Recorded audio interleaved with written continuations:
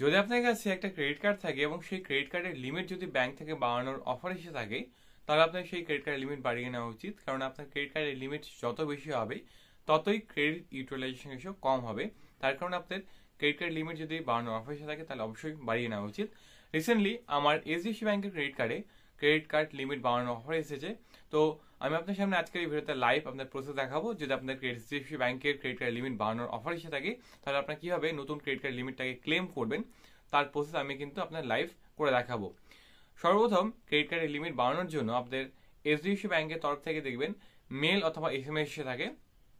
সেখানে কিন্তু একটা অপশন আপনার এখানে দিয়ে দেওয়া থাকে যে আপনারা ডাইরেক্টলি ইনহ্যান্স ইউর লিমিটকে ক্লিক করে আপনারা কিন্তু ডাইরেক্টলি সেই লিঙ্কে চলে যেতে পারেন, অথবা ভিডিও ডেসক্রিপশনে আমি এই লিঙ্কটা দিয়ে দিচ্ছি, আপনারা সেই লিঙ্কে ক্লিক করে ডাইরেক্টলি কিন্তু আপনারা এই পেজে চলে আসবেন। যেমন এখানে দেখতে পাচ্ছেন এইচডিএফসি ব্যাংকের তরফ থেকে আমাকে একটা ইমেল দেওয়া হয়েছে, এখানে লেখা আছে ইনহ্যান্স ইউর লিমিট টুডে। এখানে আমি নর্মালি ক্লিক করছি। ক্লিক করে আপনার সামনে এই টাইপ একটা পেজ ওপেন হয়ে যাবে।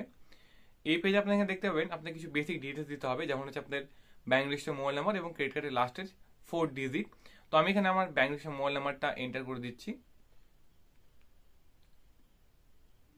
তো আপনার এখানে ক্রেডিট কার্ডের যে রেজিস্টার মোবাইল নাম্বার সেই মোবাইল নাম্বারটা আপনি এখানে এন্টার করে দিতে হবে এবং ক্রেডিট কার্ডের লাস্টের 4টা ডিজিট এন্টার করে দেওয়ার পর আপনি এখানে নর্মালি গেট ওটিপি যে অপশনটা আছে সেই গেট ওটিপি অপশনটা ক্লিক করতে হবে।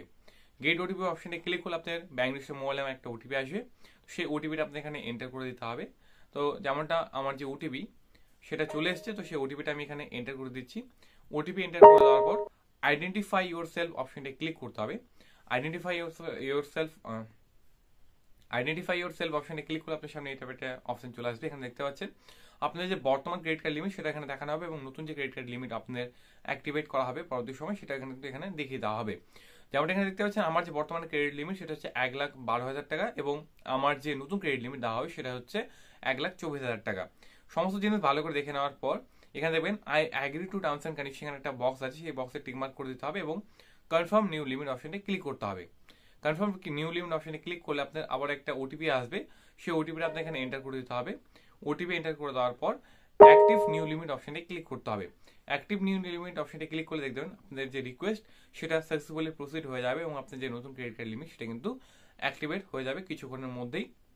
আপনারা যদি আপনার এইচডিএফসি ব্যাংকের মোবাইল ব্যাংকিং অথবা নেট ব্যাংকিং যখন ওপেন করবেন তারপর যদি আপনার ক্রেডিট কার্ডের নতুন লিমিট দেখেন সেখানে গিয়ে দেখবেন আপনার যে ক্রেডিট কার্ডের লিমিট সেটা কিন্তু বাড়িয়ে দেওয়া হয়েছে। তো এই সেম প্রসেস ফলো করে আপনার খুব সহজেই এইচডিএফসি ব্যাংকের ক্রেডিট কার্ড লিমিট যদি আপনার বাড়ানোর অফার এসে থাকে সেই লিমিটটা আপনার কিন্তু খুব সহজেই এই সেম প্রসেসে ক্লেম করে নিতে পারবেন।